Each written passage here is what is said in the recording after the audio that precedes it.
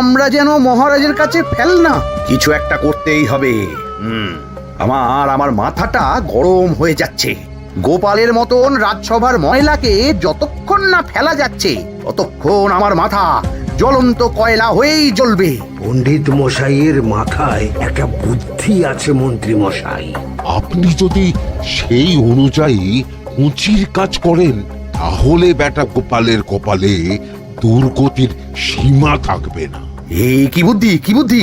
আপনি বরং এই ব্যাপারে পণ্ডিত মশাইয়ের সাথে একবার আলোচনা করে নিন। আমি চলি, কেমন? আমি চলি। হ্যাঁ, এসো।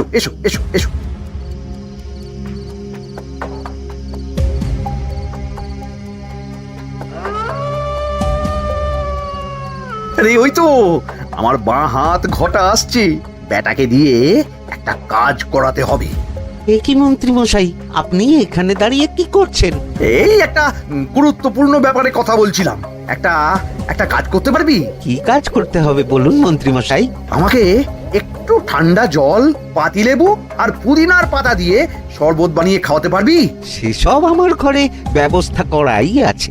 চলুন চলুন আমার সাথে চলুন। হ্যাঁ, চল।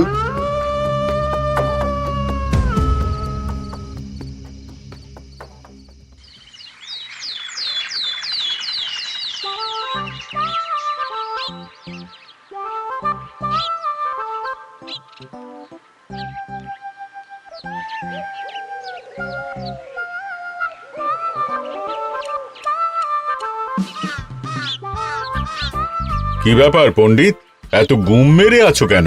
সকাল সকাল গিন্নি খুব বকেছেন মনে হচ্ছে। গিন্নির বাক্য সুধায় কান ভরে গেছে, আর কিছুই কানে ঢুকছে না। আরে দাঁড়াও পণ্ডিত, দাঁড়াও জ্যোতিষী। পণ্ডিত তো আমার কথা শুনতেই পেল না মনে হচ্ছে। তুমি তো দূর থেকে বলেছ, আমি তো বলেছি পাশ থেকে, তাতেও শুনতে পাইনি। কানের পোকা হলো নাকি? কি গো পণ্ডিত, ব্যাপার কি? কেমন বুঝছো? এ তো ভয়ানক কর্ণকোষ্ঠবদ্ধতার লক্ষণ। তুমি কচু বুঝেছো? আমার হয়েছে কর্ণগোপাল, তোমাদেরও হতো, কিন্তু তোমাদের দোকান কাটা বলে হয়নি। তুমি আমাদের অপমান করছো। তোমাদের অপমান বোধ থাকলে কোনো শব্দই কানে ঢুকতো না, শুধু একটাই শব্দ কানে বাজতো, গোপাল গোপাল গোপাল। এবারে রাজসভায় কিভাবে হেনস্থা হতে হলো মনে নেই?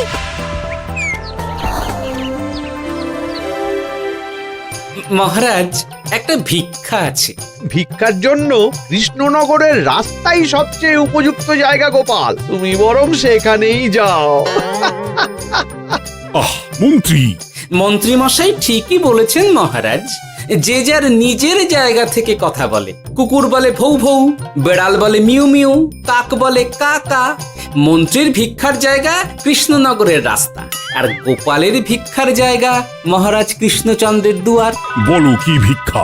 বাড়িতে পুজো আছে মহারাজ, খরচা অনেক, কিছু ঋণ আবশ্যক। যদি 100 মোহর।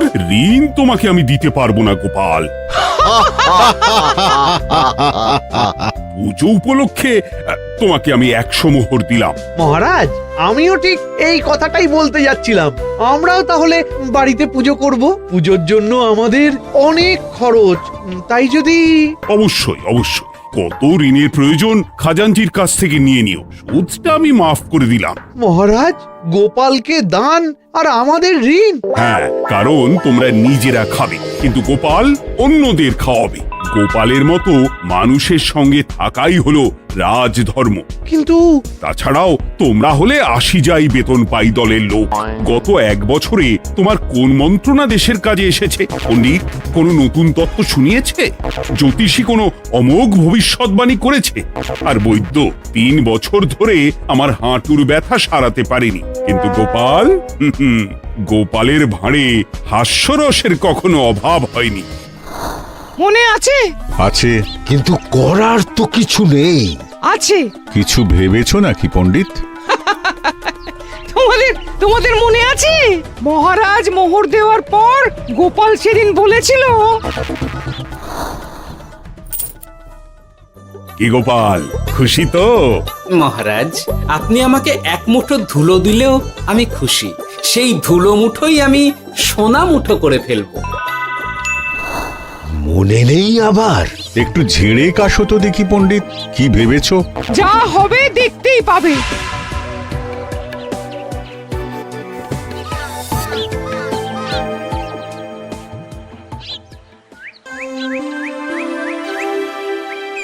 মহারাজের জয় হোক, মহারাজের জয় হোক। ওরে বাবা, এই যে সকাল সকাল চান করে ঠান্ডা লেগে গেল মনে হচ্ছে। মহারাজ, ওই কবি গান উপলক্ষে গত মাসটা আমি কৃষ্ণনগরের কোণে কোণে ঘুরে বেরিয়েছি। প্রজাদের মধ্যে একটা অসন্তোষ আমি লক্ষ্য করেছি মহারাজ। অসন্তোষ? আমি তো জানতাম আমার শাসনে প্রজারা সুখে আছে। সুখে তারা ভাসছে মহারাজ, কিন্তু একটাই অসুখ, তারা মহারাজের দর্শন পায় না। তারা মহারাজের পদধূলির জন্য আকুল হয়ে আছে, মহারাজের দর্শন পাওয়ার জন্য চাতকের মতো অপেক্ষা করছে। চিত্রকরকে দিয়ে চিত্র অঙ্কন করিয়ে বিলি করে দিলেই হলো।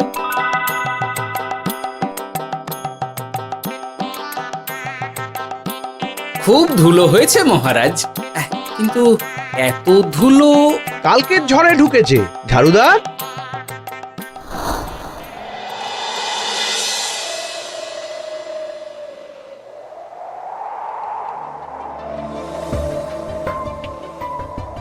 এই সুযোগ, রাজসভা ফাঁকা, এমন ঝড় যে পেয়াদারাও বাইরে নেই। কাজটা সেরে ফেল, বুঝলি?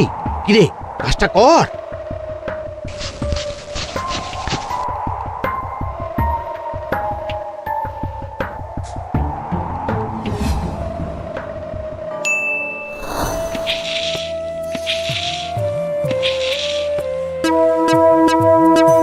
এত ধুলো! উফ, মহারাজ, কাল ঝড়টা বড় সাংঘাতিক হয়েছিল। তা বটে। আচ্ছা গোপাল, তুমি বলেছিলে মহারাজ তোমাকে এক মুঠো ধুলো দিলেও সেটা সোনা হয়ে যাবে। এখনো সেই কথাই বলছি। মন থেকে বলেছিলে না মহারাজকে তেল দেবার জন্য? তেল দেওয়ার দায়িত্বটা তো আপনি নিজের কাঁধেই নিয়ে ফেলেছেন। আমি যা বলি সত্যি বলি। আজ যদি এই 4 ঝুড়ি ধুলো মহারাজ তোমাকে উপহার দেন, তখনও একই কথা বলবে? নিশ্চয়ই। মহারাজ, গোপালকে এই 4 ঝুড়ি ধুলো দেওয়ার হুকুম হোক। কি গোপাল, আমি তোমাকে যদি এই ধুলোর ঝুড়িগুলো দিই, তা থেকে সোনা আসবে নাকি? আসবে মহারাজ, মোহরের বস্তা আসবে। যদি না আসে, আপনি বলুন। তোমাকে কৃষ্ণনগর ছেড়ে চলে যেতে হবে। রাজি? আর যদি আমি পারি, তাহলে আপনাকে এই মন্ত্রীর চাকরি ছেড়ে দিতে হবে। কি রাজি? কি মন্ত্রী, রাজি? রাজি। গোপাল? রাজি মহারাজ। আচ্ছা, আর কেউ মন্ত্রীর পক্ষে বাজি ধরেছেন নাকি? হ্যাঁ, আমি আমি আমি ও গোপাল এবার যে মরণ কুয়োতে ঝাঁপিয়েছে, সেখান থেকে আর উঠে আসতে পারবে না। ধুলো থেকে মোহরের বস্তা আসবে, এ হচ্ছে গোপালের উন্মাদ রোগের শুরু। দেমাক দেমাক, মহারাজের পিঠ চাপড়ানি পেয়ে পেয়ে গোপাল ভেবেছে যে ও সব কিছু করতে পারে। এবার শুধু সেই দিনটার অপেক্ষা, যেদিন গোপালকে উল্টো গাধায় চড়িয়ে কৃষ্ণনগর থেকে বার করে দেব। এতটা নিশ্চিন্ত হবেন না মন্ত্রী মশাই। গোপাল কিন্তু হালকা কথা ছুঁড়ে দেওয়ার লোক নয়। কি বলতে চাইছো পণ্ডিত? ওই 4 ঝুড়ি ধুলো থেকে মোহরের বস্তা আসবে? না, তা বলছি না। অন্য জায়গা থেকেও তো মোহরের বস্তা আসতে পারে। তার সঙ্গে ধুলো মিলিয়ে দিলেই কেল্লা ফতে। গোপালের নিশ্চয়ই কোনো পরিকল্পনা আছে। গোপালের সব পরিকল্পনার গোড়া মেরে রেখে দিয়েছি পণ্ডিত। ঘটা আছে গোপালের পেছনে, আর ঘটা আছে গোপালের বাড়ির পাহারা। লুকিয়ে কিচ্ছু করতে পারবে না। আরে ওই তো বটা আসছে। বেল্লিক, উল্লুক, তোকে আমি জল বিছুটি দেওয়াবো। গোপালকে ছেড়ে চলে এসেছিস কেন? ছেড়ে আসবো কেন মন্ত্রী মশাই? গোপালকে ওর বাড়ির সামনে ছেড়ে এসেছি। ওখানে তো ঘটা আছে। ও বড্ড ঘুরিয়েছে বেটা। কোথায় কোথায় গিয়েছিল গোপাল? 4 ঝুড়ি ধুলো নিয়ে বেটা বাড়ির উল্টো দিকে হাঁটা দিল। চললাম পিছু পিছু। যাচ্ছিল কোন দিকে? নদীর দিকে, কিন্তু গোপাল দাঁড়ালো যদুর বাড়ির সামনে। এই যদু হলো সেই লোক যে লোকজনের বাড়িঘর কেনা বেচা করে আর লোক ঠকায়। আগে রাজধানীতে থাকতো। বেটা রাজধানী থেকে এই কৃষ্ণনগরে পালিয়ে এসেছে, এখানেও লোক ঠকাচ্ছে, কিন্তু বেটা এত চালাক যে কিছুতেই ধরা যাচ্ছে না। এইরকম লোককে ধরাচ্ছে হাতে রাখা ভালো নয় কি মন্ত্রী মশাই? সে তো জানি, কিন্তু ওর ওপর মহারাজের কড়া নজর আছে। এখন ওর সঙ্গে সম্পর্ক রাখা খুব ঝুঁকি। যাই হোক, তারপর হ্যাঁ, তারপর যদু, যদু রে, গোপাল খুড়ো, আরে তুমি এখানে কি করছো? দেখতেই তো পাচ্ছিস ধুলো, তবে যে সে ধুলো নয়, মহারাজ কৃষ্ণচন্দ্রের পদধূলি। শুনিসনি বোধহয় এখন কৃষ্ণনগরে সবচেয়ে বেশি চাহিদা মহারাজের পদরেণুর। আচ্ছা, মহারাজের পদরেণু নিয়ে যাচ্ছ কোথায়? এই ছোট ছোট পুলিন্দায় ভরে কৃষ্ণনগরের প্রত্যন্ত জায়গায় যেখানে প্রজারা মহারাজের সাক্ষাৎ পায় না সেখানে বিক্রি করব। তোমার কি মাথা খারাপ? পায়ের ধুলো বিক্রি হবে? ওরে, গতবারে মাত্র 1 ঝুড়ি ধুলো 1000 মোহরে বিক্রি করেছিলাম, এবারে 4 ঝুড়ি। শোনো, তুমি আবার ঘুরে ঘুরে বিক্রি করবে কেন? তোমাকে আমি বরং 10 মোহর দিয়ে দিচ্ছি, তুমি আমাকে এগুলো দিয়ে দাও, আর বিক্রি করে যা হবে তোমাকে এই 40 ভাগ দিয়ে দেবো। ওই 10 মোহরে বদমাস দুদুকে ধুলো বেচে গোপাল বাড়ির দিকে চললো। বাড়ির সামনে অব্দি পেছনে পেছনে গিয়ে তারপরে এই আপনাদের কাছে আসছি। বলিস কি রে, ধুলো বেচে 10 মোহর? ও মন্ত্রী মশাই, গোপাল তো একেবারে নাড়ি ধরে টান মেরেছে। গেল রাজসভায় এমন সুখের চাকরিটি গেল, এবার আবার রাস্তার ধারে গিয়েই বসতে হবে। এবার নবাবের দরবারে জায়গা আছে কিনা খোঁজ করি গিয়ে। তাত্তেরি 10 মোহর আর 1 বস্তা মোহরের মাঝখানে অনেক রাস্তা, সেই রাস্তায় আমি লোক বসিয়ে রাখবো। আরে আরে, ওই তো তোমার ঘটা আসছে। এই, তুই গোপালের ঘরের পাহারা ছেড়ে এলি কেন? গোপাল নেই নেই নেই নেই নেই নেই।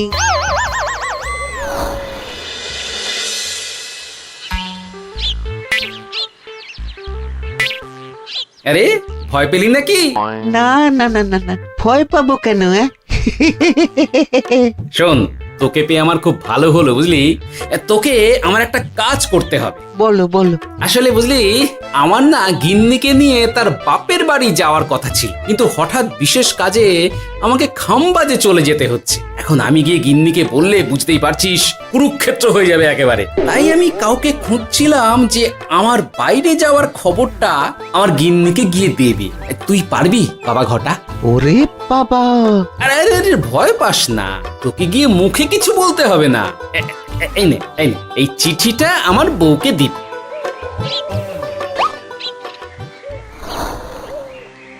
কৃষ্ণনগর ছেড়ে চুপি চুপি চলে যাচ্ছি, চালাকিটা দেখেছেন? ওসব চালাকি আমি তুড়ি মেরে উড়িয়ে দেব।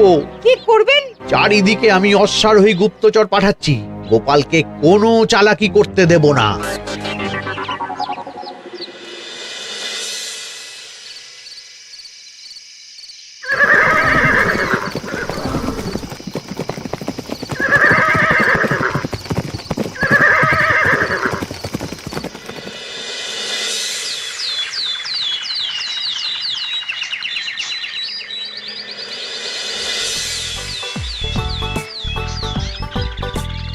অং বং পিং পং।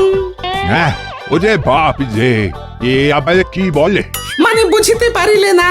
অং বং পিং পং অর্থাৎ আইসো আমার নিকট বিদেশি জাদু শরবত আছে, ইহাতে তৃষ্ণা নিবারিত হয়, শক্তি বৃদ্ধি হয়, ঘুম ভালো হয়, সম্পর্কের উন্নতি হয়, জামা কাপড় ফর্সা হয়, তু শব্দ না করে সকাল সকাল কষ্ট পরিষ্কার হয়, মূল্য মাত্র 1 মোহর। বোঝো, ওইটুকু অংবঙ্গের মধ্যে এত কিছু? ঠিক আছে, তা দাও দেখি, আপাতত টেস্টটা তো মিটু, বাকিগুলো পরে বোঝা যাবে।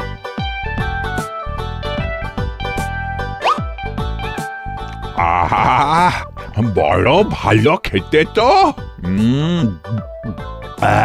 ঠং ঠং অর্থাৎ শক্তি বৃদ্ধি হলো।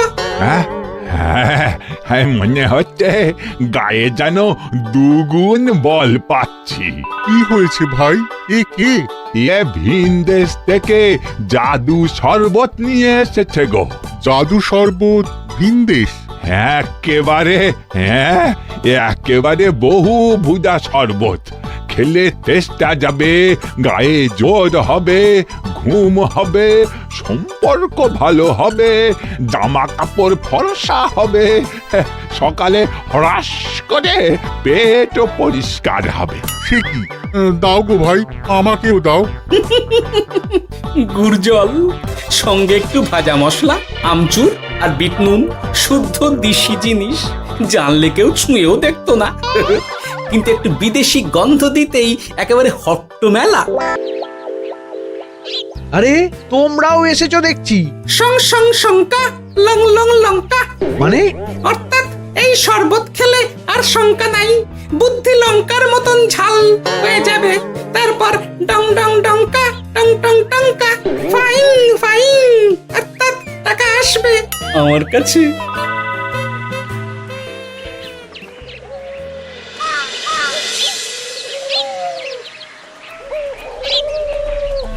ঝপ ঝপ ছপাং, ভট ভট ফটাং। অর্থাৎ উহাকে দৌড়িয়েছ কেন? বেটা জোচ্চোর অনেককে ঠকিয়েছে। অনেক দিন থেকে তককে তককে ছিলাম। এবার এই ধুলো নিয়ে মহারাজের পায়ের ধুলো বলে বিক্রি করছিল। একটা বেনামি চিঠিতে খবর পেয়ে বেটাকে ধরেছি। ব্যাং ব্যাং বিগ ব্যাং। অর্থাৎ বাহ বাহ বাহ বাহ। বেনামি চিঠিটা আমি দিয়েছিলাম বাবু।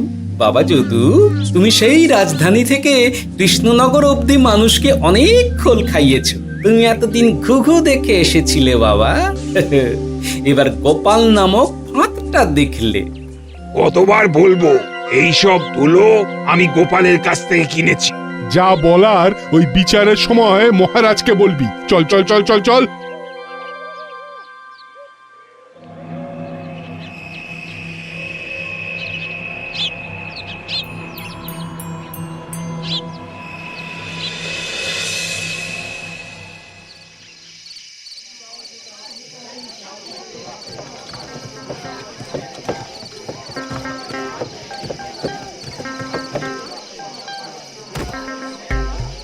ঝন্টু মন্টু ননাং ফু।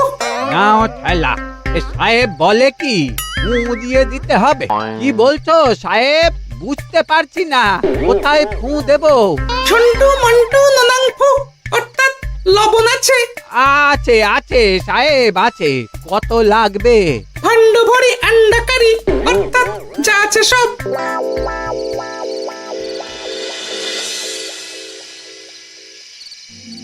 ব্যাস, মোটামুটি আশেপাশে সব দোকানের নুন এখন আমার জিম্মায়। এবার আসল মজা শুরু হবে।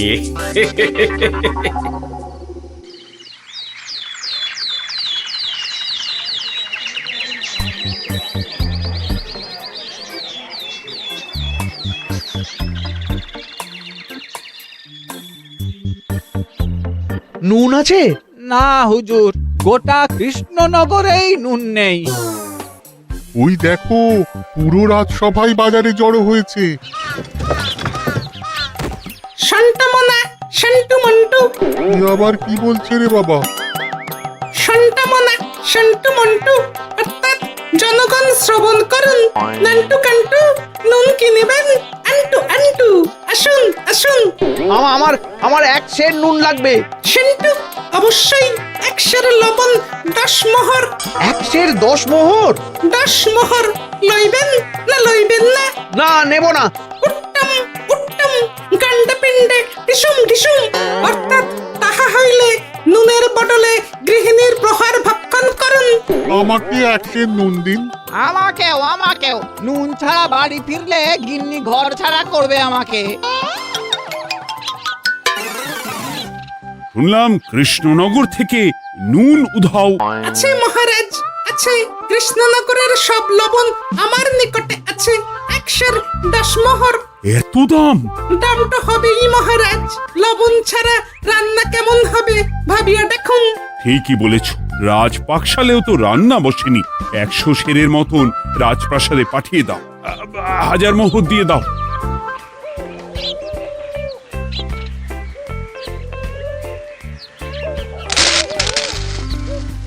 ব্যাস, 1 বস্তা মোহর হয়ে গেছে। গোপাল? হ্যাঁ মহারাজ, গোপাল। যে 4 ঝুড়ি ধুলো থেকে 1 বস্তা মোহর রোজগার করেছে। ইয়া বাত! চলো রাজসভায়, পুরো গল্পটা শুনতে হবে। সকলেই এসো তাহলে রাজসভায়। কিন্তু মহারাজ, যারা বাজি হারলো তাদের তো চাকরি গেছে, তো তারা রাজসভায় যাবে কি করে? ঠিক ঠিক ঠিক বলেছ। আর যারা বাজি হারলো তারা বাদ, বাকিরা চলো। এই সেরেছে, গোপাল তো আবার বাজি মেরে দিল। ও মহারাজ, আমাদের দেখুন। ও মহারাজ, আমাদের দেখুন। ও মহারাজ। হ্যাঁ